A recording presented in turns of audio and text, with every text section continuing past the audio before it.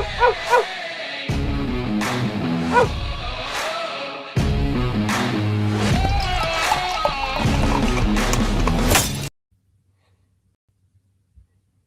going on, boys and girls? Welcome to the Dog or Pass podcast.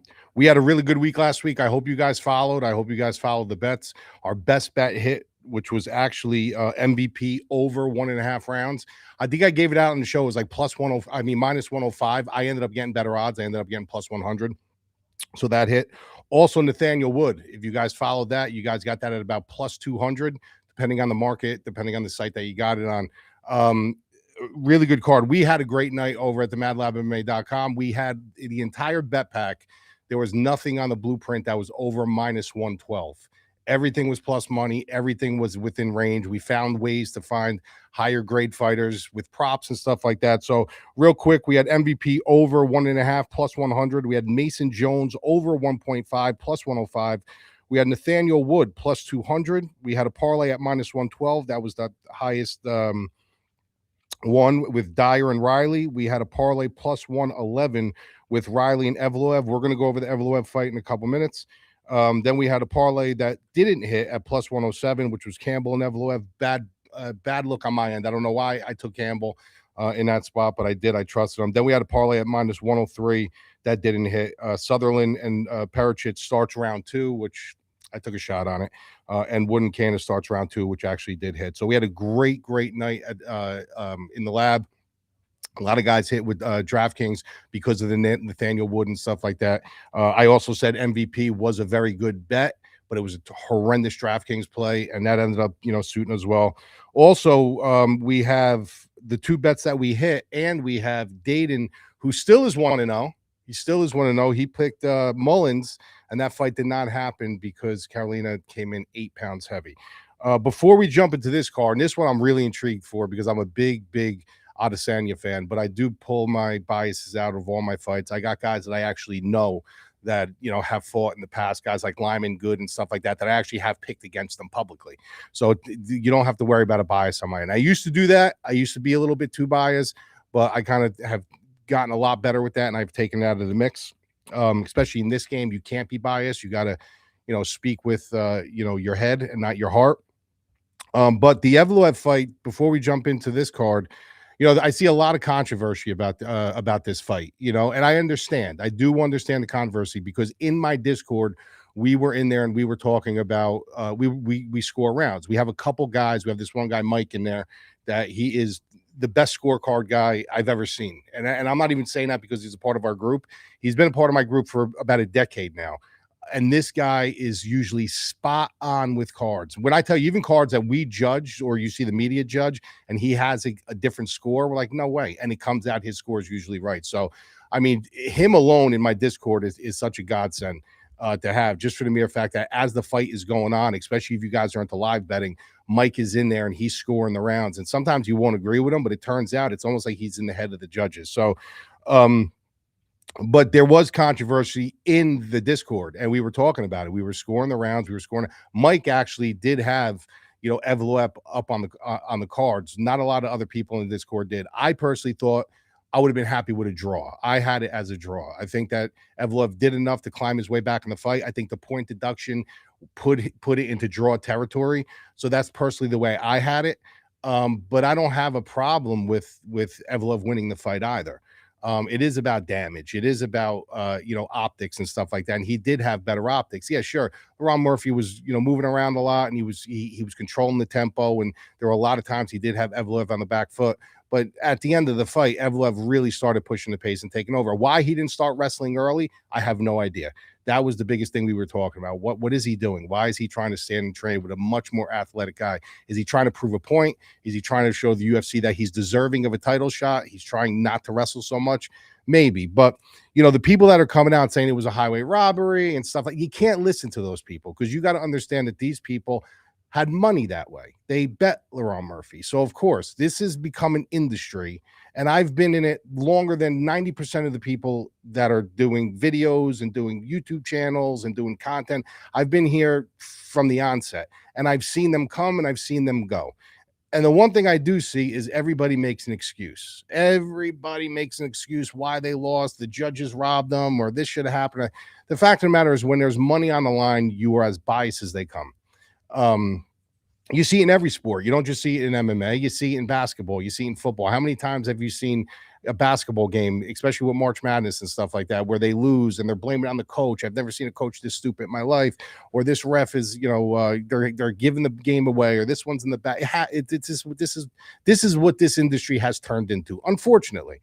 But you got to be smarter than that, and you got to stand by your wins and stand by your losses. And if you guys bet Lerone Murphy, tough beat in a way, because it could have went either way. I'd rather get blown out of the water than lose a fight close. I was on the right side. I obviously hit my parlays and stuff with that. But the fact of the matter is, I understand your argument if you feel like Lerone Murphy maybe should have edged it out, or it should have been a draw where it was kind of a no bet situation. I do get that. So I'm willing to at least admit that, even though I was on the right side of it. I'm not one of these guys say, you fucking lost, pay up your money and stuff like that. So I do get it. It was that close of a fight. And it was that interesting of a fight, like as far as the dynamics of it, how the tide just kind of changed, how you could be like, I really don't know. Point deducted, like taken away, Evloev wins that fight. But with the point deduction, I could see where you could say it should have been a draw. Some people thought that Lerone Murphy actually should have just outright won the fight. I don't personally see it that way. I think a draw would have been probably the optimal decision.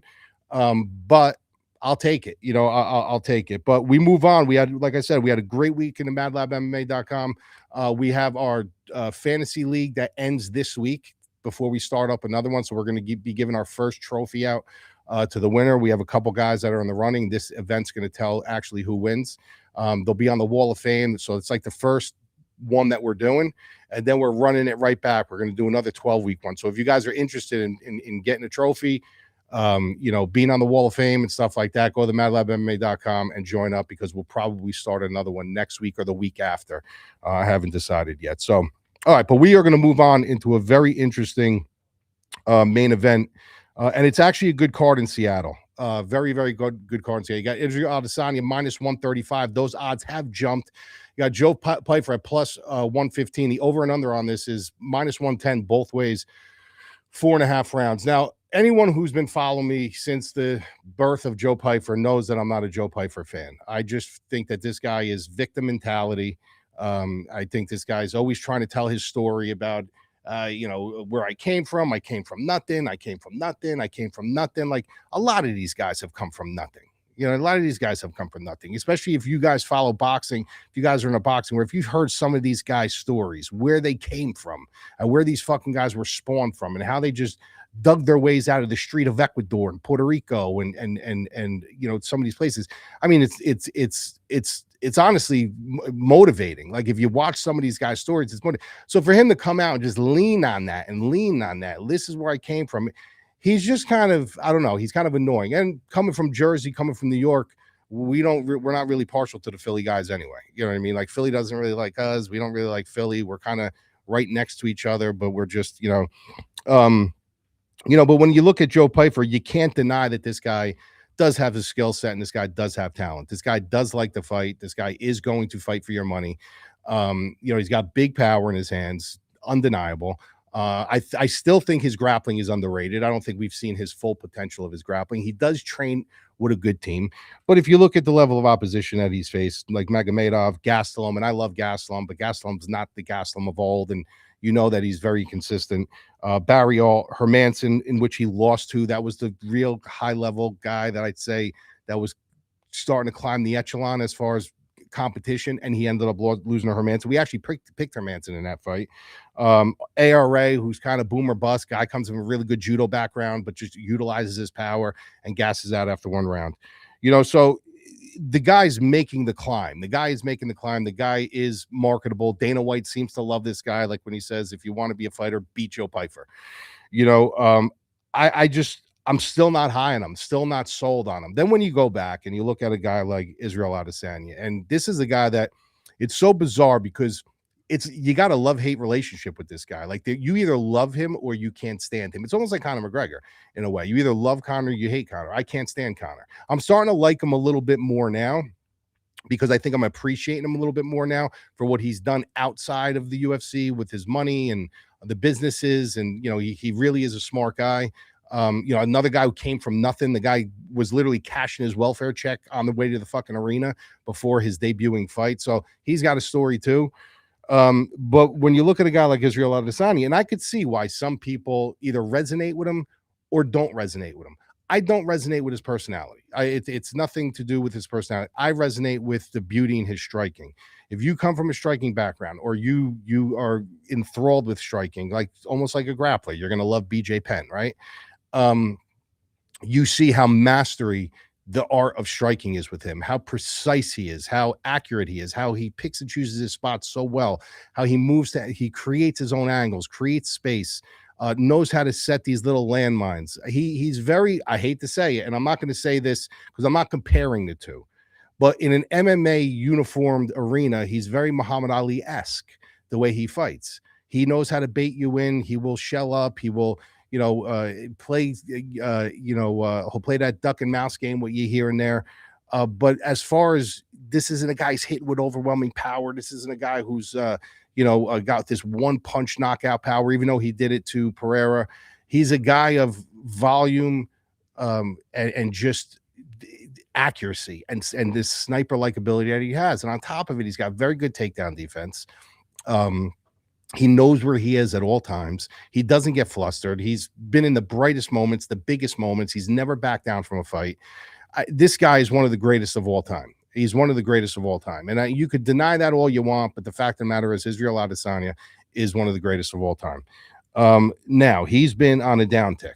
We obviously have seen this. You're not going to see the Israel Adesanya of old in there. But if you look at his losing streak, which a lot of people are looking at, they're like, oh my God, he lost 4 of his last 5. He sucks. And the optics of that, if you just look at the resume, you could say, yeah, he's fallen off. Israel Adesanya has fallen off, and he has fallen off. But the whole key component here is, to what extent has he fallen off? Because 4 years ago, this is a minus 400 fight, minus 500 fight for Israel Adesanya. Okay, 3-4 years ago. You take Joe Pyfer now, and you take Adesanya 3-4 years ago, this is a minus 400 fight for Izzy. So now you take his losses, and you're looking at that, and you're saying, well, what do we have here now in him? How much did he drop off? Because that's basically what it is. It's not how good did Joe Pyfer get, or it's really how much did Israel Adesanya drop off to either be like still here where he's actually still better than him, about here where you got a really close fight, or did he drop off to about here where now Pyfer can, catch him with a shot? Look at the guys he's lost to. He lost to Evloev. He lost to Duplessis. He lost to Sean Strickland. He beat Pereira, and he lost to Pereira. And in every one of those fights, you can make an argument that he was fighting well. And the one thing that I've noticed about Israel Adesanya as of late, and this is the one thing that I will admit about him, is not that he's not confident in his abilities, but I think he's starting to question his ability to do what his brain wants to do. And that's normal when you get older. When you get older and you're in a fight game, and if you guys are still training and your guys are in your 30s or 40s, your brain knows exactly what it has to do because you've been there before. You kind of know, like, you ever hear that terminology when people are like, oh, well, 10 years ago, I would smoke that guy.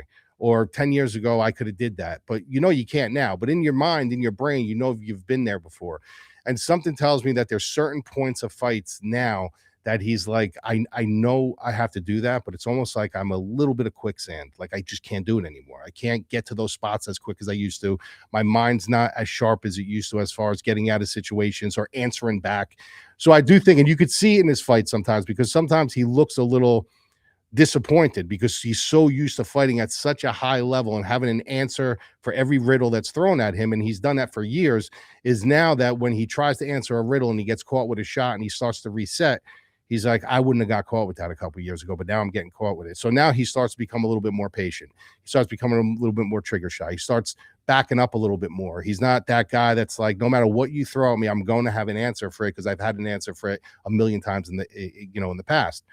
And that will play a big mind fuck with you, no matter how good you are, no matter how good you are, and then you're looking at a situation now, he's coming in and he's, won 1 in his last, 4 fights. And, you got to wonder, like, is he questioning himself? Is he doing this to see if he still has it?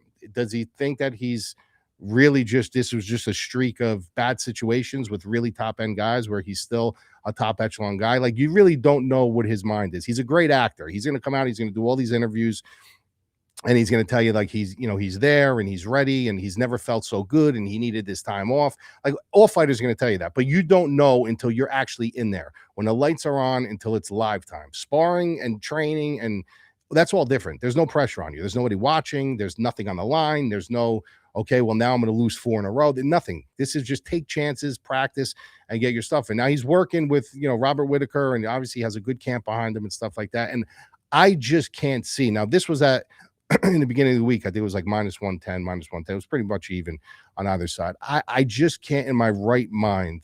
And I hate to say this because I do say this often with a lot of guys, and usually I'm right about it, when I say how soon you guys forgot, like, how good this guy was. I did it with Robert Whitaker against, I think it was Cannonier. I did it with a lot of these guys, where Max Holloway, I did it with when everybody sold Max Holloway out of the river, you know, and I just, you got to remember that just not too long ago who he was. Like, yeah, he's not that guy anymore. I'm not going to sit here and tell you he's that guy anymore. He's going to come in, he's going to put on this huge fucking masterclass, but he's still you know, an elite fighter that's still, you know, not way past his gap. You know what I mean? So this is really a confidence thing for me. This is a thing for me, is like, does he really feel like he has it? Does he really feel like he just went through maybe a streak of really rough guys where he put himself in certain positions because he was a little trigger shy? He was fighting really, really well, super accurate. Then he got caught and he started playing the hesitant game, because that will blow your whole fucking game up, especially a guy like him who relies on kind of not clowning you, but kind of taking the lead, taking the leash and taking the lead. Like he says, I'm the big dog in the yard. I'm going to, you know, so you got to wonder, does he still have that? But in my right mind, I just cannot pass up that price. I mean, I got it early. I stabbed it at minus 120. Okay. I saw the line creeping up a little bit, and I was like, I want to stab it now because I have a feeling this thing's going to inflate up to, not inflate, but maybe minus 140, minus 150. And I was like, I want to get in, because if I don't get in on it and it goes up to 150, I don't know if I'm going to touch it. Like, I think this is playable up to about minus 135, where it is minus 140. Then I think it's a good play. Anything after that, I probably would leave it alone. Just because there are question marks, right? There is still a riddle. But when you look at these guys from you know, just an optics perspective, from a resume perspective, from every angle, Pyfer's shot to win in this fight, in my opinion, is he's got to land a big shot, and he's got to land it pretty early, and he's got to get his attention, and he's either got to knock him out, or he's got to put him on, you know, on notice and say, look, anytime you went to the fray, you're going to get hit with something big, and if you take a couple of these, you know, you're going to get put out.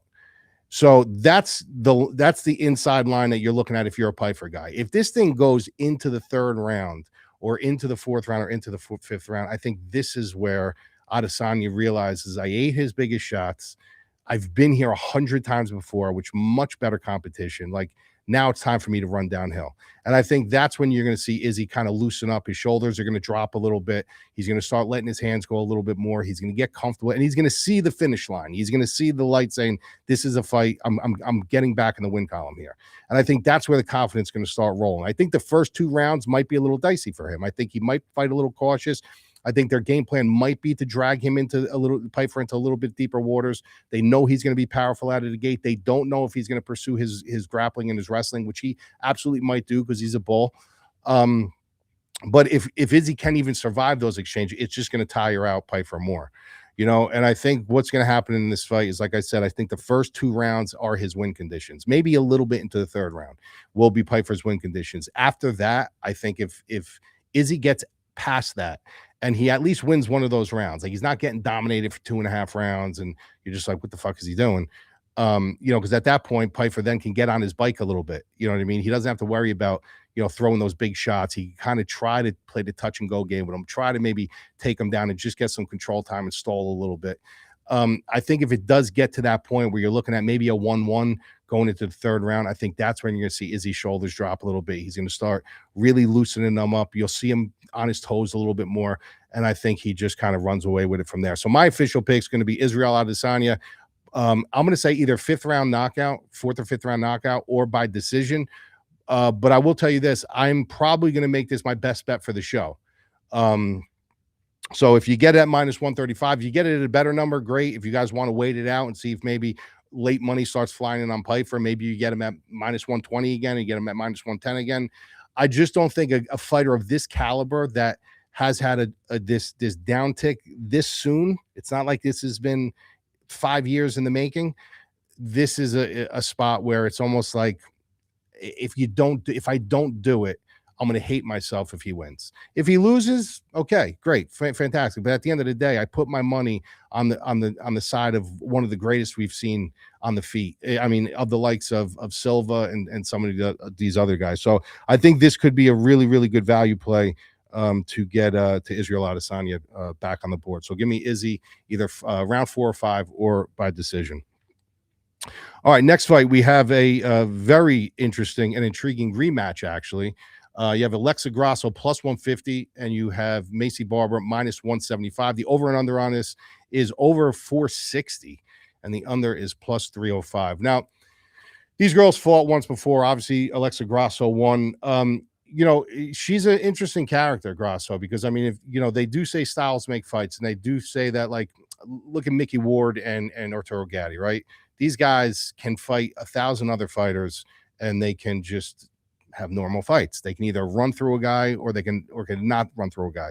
But then when they face each other, there's something in the chemical binding of their styles that just make them wars, that just make them like memorable fights.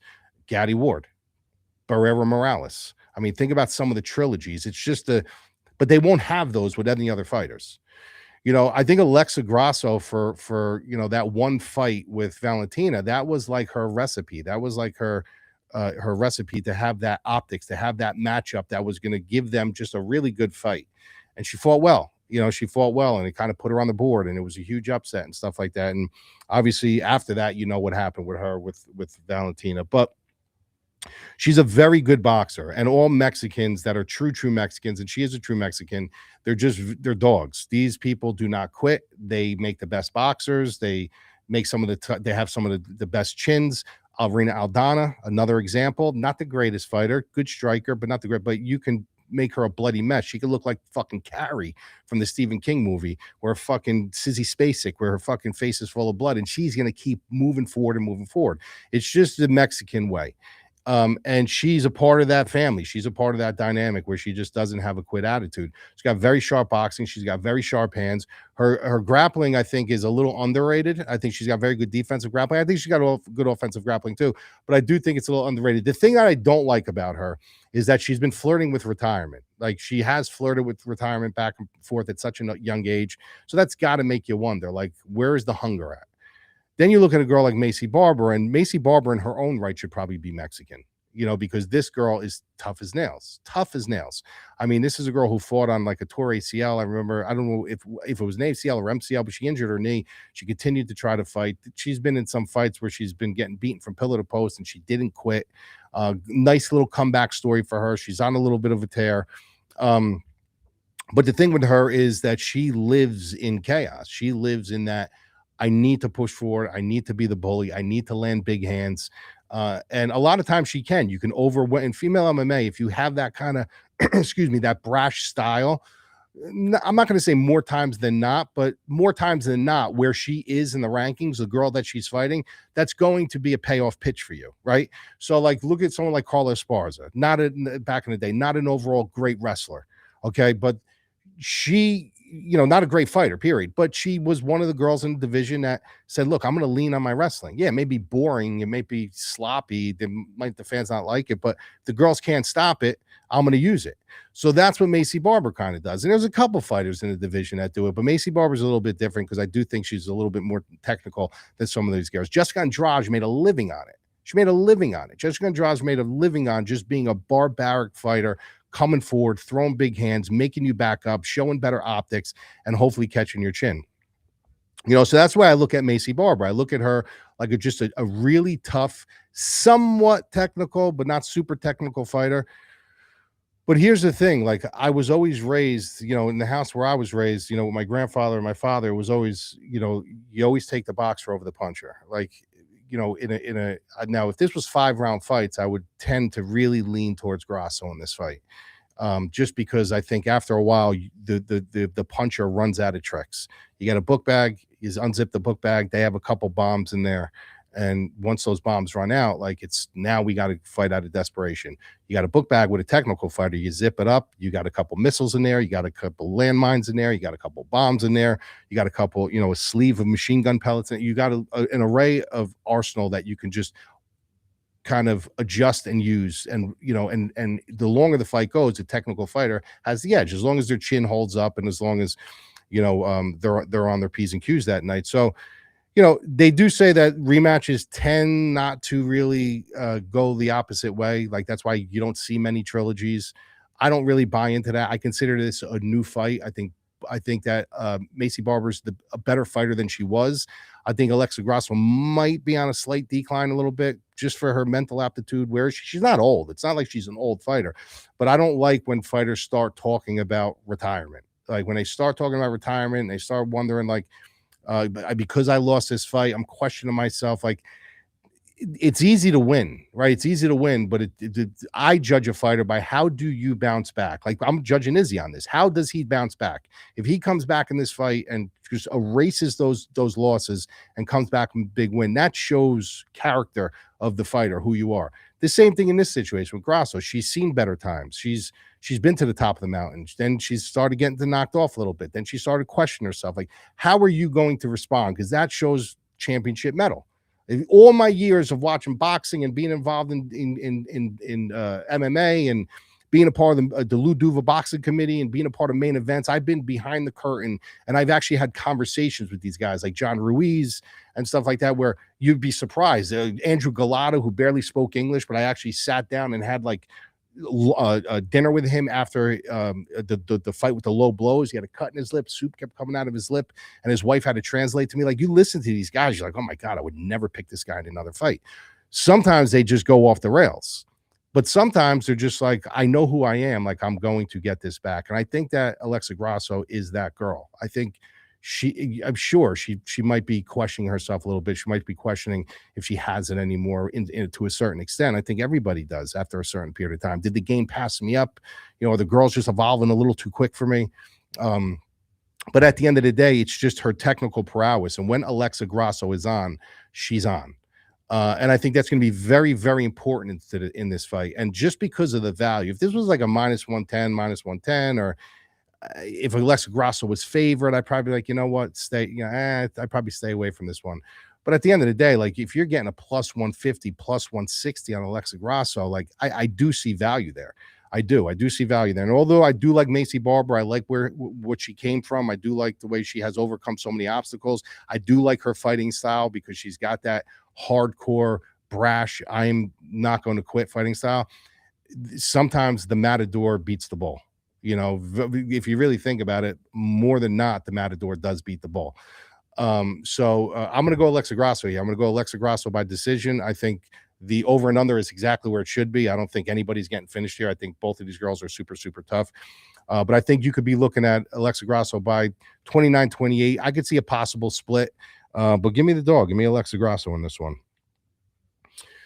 Okay, so the two fights that we're going to go over now, the two fights I think people are going to be, I'm not going to say staying away from, but I think could be a little bit confused. And a lot of people tend to just break these fights down, but they're not giving you any conviction because they don't want to be right, they don't want to be wrong, or they lean to both sides. Like, well, I can see if this happens, but if this happens, and they really don't have a firm stance. So two fights I'm going to bring up, and I'm going to have decently firm stances on them for you guys are these two. This is Mansur Abdul-Malik -115, and you have Yousri Belgaroui is -105. Over and under, the over is -180, and the under is +157. Now, I have a little bit of an inside track with Belgaroui. I know somebody who is kind of closer with the camp and stuff like that, and he's been really talking about this guy before even the Contender Series. I knew of him from Glory and stuff like that, but very just high regard, high praise, how long in range he is. Obviously, we know in Glory he fought Pereira. Pereira beat him they stopped it because of a cup. But Pereira was rocking him, but he had his moments in that fight. If you go back and you do watch that fight, A very long 6'6". The crazy thing about this, 6'6". He's gonna have a 5-inch height advantage on Malik, but Malik has a 1-inch reach advantage on him. So, now I know what a lot of people are thinking. I'm going to explain something about reach to you guys. So, just because somebody has a reach advantage doesn't necessarily mean they have a reach advantage. So, even though Malik has a 1-inch reach advantage on him, he's 5 inches, he's 5 inches shorter. And if you know geometry and get the technical prowess of striking, then the guy that's 6'6" tends to have a much easier travel time when it comes to jabs, when it comes to opening up. You have wider shoulders, you have taller shoulders, you're throwing more down, you're not throwing up, and you can open up a lot more. Your limbs, your body torso, everything's just longer. So you have a better a geometrical range of striking that way. So you can have two guys that have the exact same reach advantage, but one guy's 4 or 5 inches taller, and that makes a huge difference if he knows how to use it. You have to know how to use that kind of range. We've seen how many guys that had major reach advantages, major range advantages, and we're just like, why isn't he fucking using it? Why isn't he using it? Because they don't know how to use it. But here's the thing. This guy is a seasoned kickboxer. He knows how to use his range. So that 1-inch disadvantage for him is probably going to be about a 3-inch reach advantage for him. Legs are going to be longer. His opening, the way he opens up is going to be longer. The travel optics, punching down and not punching up. So technically, by the numbers, he's going to be in a disadvantage. But by the actual optics of it, by the actual science behind it, he will have the reach advantage, especially because he knows how to use it. When you look at Malik, this is a compact guy. He's very powerful, hits with big power. His technical ability is okay. Like, I'm not saying he's got bad technical, but he's really looking for that big shot.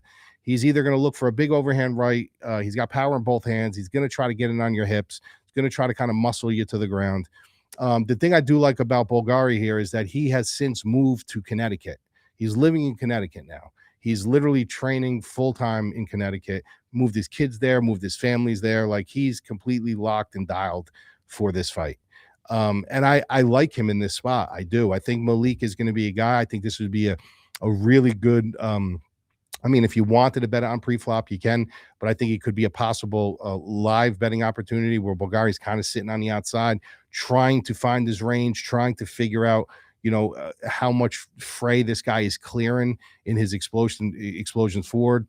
Maybe fighting a takedown, maybe he shoots early, he's trying to fight, and then all of a sudden that line inflates, and now he goes back to his corner, he makes his adjustment, he starts kind of tagging him at range, and now Malik's running out of answers as far as how am I going to get inside.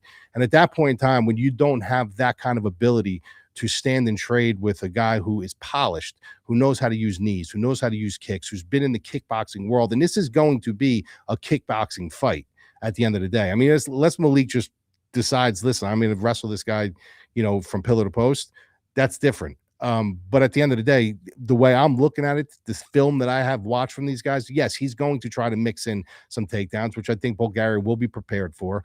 But unless Belgaroui gets caught on the chin at some point, I think this is a fight where the technical ability is going to show. You're going to start seeing Malik kind of reaching for things, exploding forward, trying to take big shots. I think he's going to have to be very careful with knees coming in. The one thing about Belgaroui, he's not going to knock you out with one shot. Like, that's just not what he does. He does it with volume. He does it with picking and choosing his spots. He kind of wears on you. He'll make you wear it a little bit. And then if the opportunity presents itself, that's what kickboxing does. Then you go in.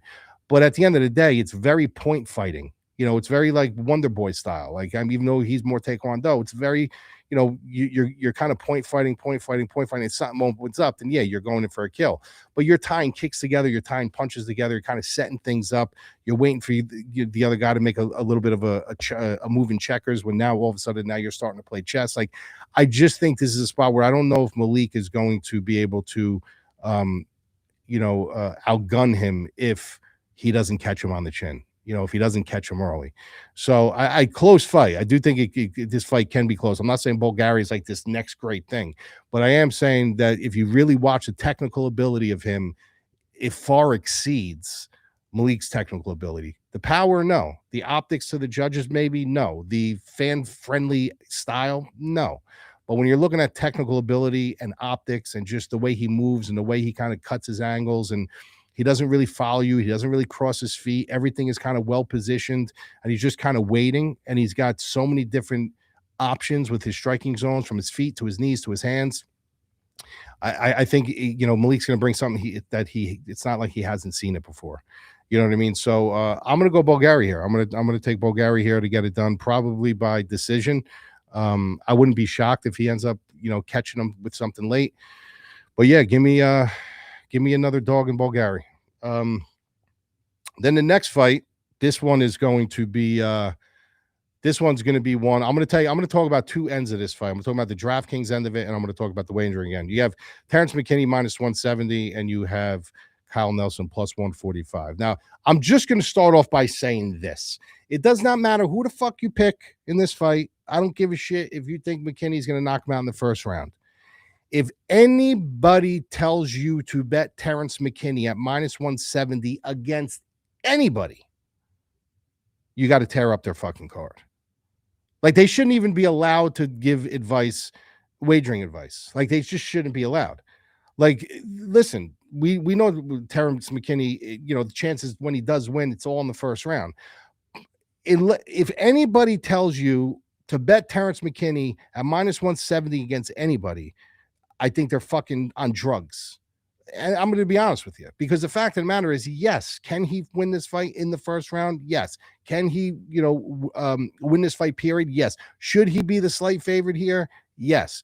But if you're going to lay minus 170 on the guy who literally has zero cage IQ, lives in the athletic room, that's the room he lives in as far as his fighting style, has nothing tied behind a rhyme or reason. He just comes in for the kill. And if he doesn't get it, he's getting finished. Like, how do you lay minus 170 on a guy like that? I don't care if he was on a 10-fight win streak. It doesn't fucking matter.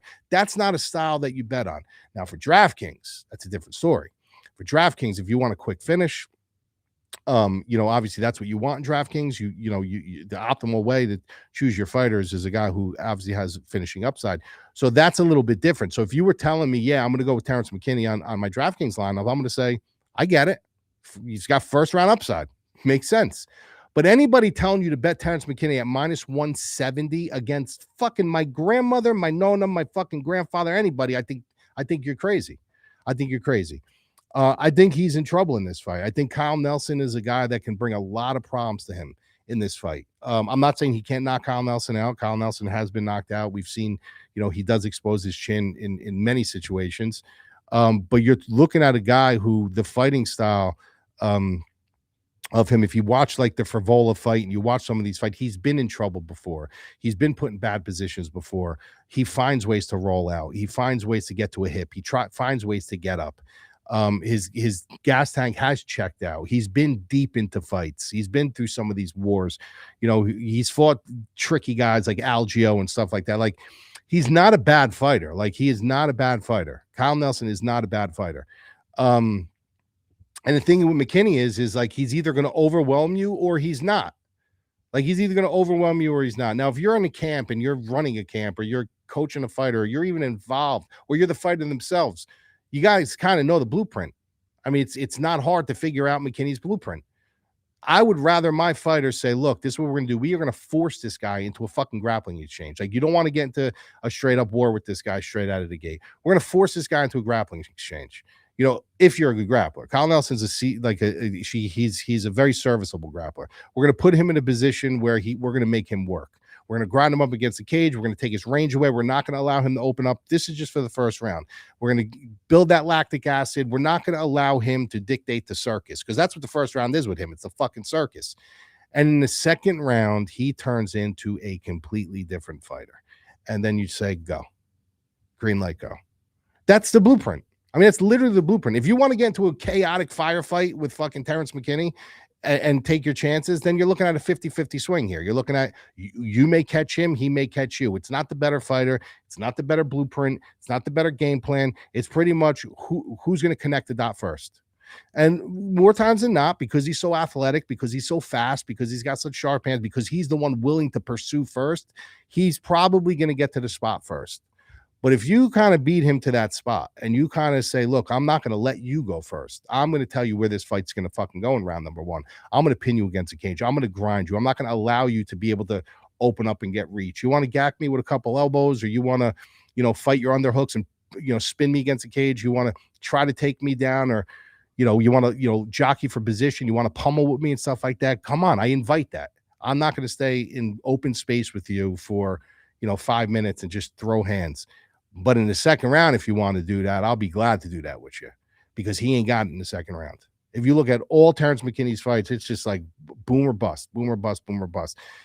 So this could be a situation where, say you're not betting Terrance McKinney, okay, but Kyle Nelson gets worked in the first round, which is very possible, where you just like, you don't even need to think about it. You're just like 10-9, McKinney on activity alone. And you fire a bullet on Nelson in the second round, and you'll get him at really good plus money. Because chances are, if it does get into the second round, it's probably going to be 1-0 McKinney, unless he gets into a crazy fire exchange and, Nelson clips him, puts him on a knee, and he goes back to his corner, on Queer Street a little bit, and you're like, all right, the ending is near. Then the line will just be blown up. You won't be able to. You don't want to take a live shot on fucking McKinney at that point, and the live shot at Nelson will be rinsed at that point. So your spot in this fight is either you're going to take him pre-flop, or you're just going to wait. You're going to wait and let McKinney burn his candle on one end. Hopefully he doesn't get the finish. If he gets the finish, it's okay, because you didn't bet it anyway. If you don't do a pre-flop. But if this thing goes into the second round, or you're playing on the prediction market, and there's like, maybe a minute and a half left in a round, and these guys, and you see McKinney's mouth open, or Nelson's having his spots, you might want to fire a live bet on Nelson. You'll probably get a really good number on it. So I'm going to go Kyle Nelson. I'm going to take my shot on Kyle Nelson. I am not here to give you guys minus 300s. I am not here to give you guys minus 400s. You guys can say what you want. I've been around for well over a decade, a running business well over a decade, for a reason, because I don't sit there and give you guys easy minus 300s, minus 400s. I'm giving you wagers that, sure, they're not all going to hit. I'm giving you picks that, sure, not all going to hit, but I sit in that range. I sit in the plus territory value range for you guys, and that's the hardest thing to do. So we did really well last week sitting in that range, and we're going to try doing really well this week sitting in that range. Before we do get out of here, we do have some boxing this week as well. I haven't really been able to dive super deep into it, but we got Fondora and a bunch of other guys fighting, which is Keith Thurman's fighting Fondora. Huge height difference in that fight, but Thurman is making his way back into the mix again, which is a great thing for boxing. I think Thurman's an asset to boxing, even though he's a little bit older. I'm going to have that entire card broken down at the madlabmma.com. If you want all my breakdowns, all my picks, all my predictions, you can go there, join the Discord, do a live stream before the fight. Like I said, we're going to be starting the fantasy league again. Like I said, I'm not here to give you guys minus 3, minus 400s and fucking pout my fucking chest after it wins. You know what I mean? So I'm here to give you guys value and really do the deep dive research for you. Before we go, we have a gentleman on the sticks right now in Dayton. Officially is 1-0.